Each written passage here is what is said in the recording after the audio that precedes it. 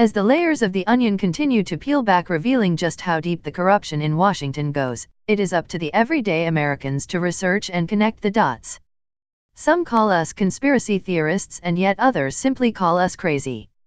Aristotle says, "No great mind has ever existed without a touch of madness," and so it goes as we travel down the rabbit hole revealed by one former U.S. intelligence contractor named Dennis Montgomery. Many Americans do not even know his name, yet they should.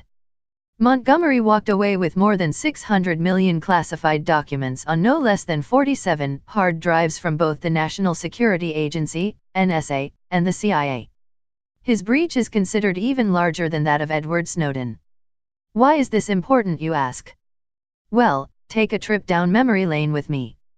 It's a rather short trip to March 22, 2017, when House Intelligence Committee Chairman Devin Nunes gave a press conference disclosing that President Donald Trump had been under incidental surveillance.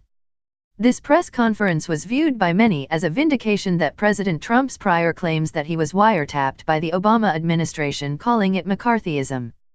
The leftists and the mainstream media propaganda mouthpieces just laughed and laughed, until Nunes' press conference, that is.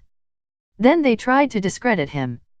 On the very same day Nunes gave the press conference, attorney and Freedom Watch chairman, Larry Klayman, sent a letter to Nunes imploring them to pursue the claims and evidence presented under oath at a Washington, D.C. FBI field office by his client, CIA/NSA whistleblower Dennis Montgomery, who Klayman claimed at the time holds the keys to disproving the false claims, that there is no evidence that the president and his men were wiretapped. You see, Montgomery himself tried to deliver this information through the appropriate channels roughly 3 years prior, and the former CIA and NSA contractor was not given the time of day. Klayman wrote, when Montgomery came forward as a whistleblower to congressional intelligence committees and various other congressmen and senators, including Senator Charles Grassley, chairman of the Senate Judiciary Committee, who, like Comey, once had a reputation for integrity, he was blown off. No one wanted to even hear what he had to say. As a result of this, Montgomery sought counsel, seeking out Klayman to represent him, and then approached the FBI.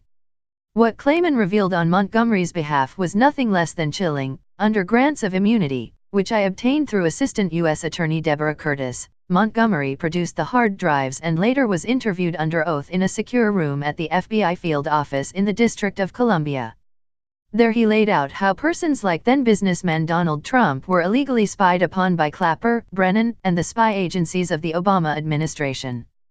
Montgomery left the NSA and CIA with 47 hard drives and over 600 million pages of information, much of which is classified, and sought to come forward legally as a whistleblower to appropriate government entities, including congressional intelligence committees, to expose that the spy agencies were engaged for years in systematic illegal surveillance on prominent Americans, including the Chief Justice of the Supreme Court, other justices, 156 judges, prominent businessmen such as Donald Trump, and even yours truly. Working side by side with Obama's former Director of National Intelligence, DIA, James Clapper, and Obama's former Director of the CIA, John Brennan, Montgomery witnessed up close and personal this Orwellian Big Brother intrusion on privacy, likely for potential coercion, blackmail, or other nefarious purposes. He even claimed that these spy agencies had manipulated voting in Florida during the 2008 presidential election, which illegal tampering resulted in helping Obama to win the White House. Now the FBI had sat on Montgomery's testimony and evidence for more than 2 years at the time, doing nothing. Therefore, Klayman had every expectation that nothing would indeed continue. In an effort to circumnavigate that, Klayman traveled to Washington, D.C. and met directly with Nunes, planning to ask directly why then FBI Director James Comey would not and had not pursued the evidence brought forth Montgomery, given the significance of what it revealed. Klayman states that Nunes blew him off initially and instead shared the information from their meeting with committee attorney Alan R. Souza.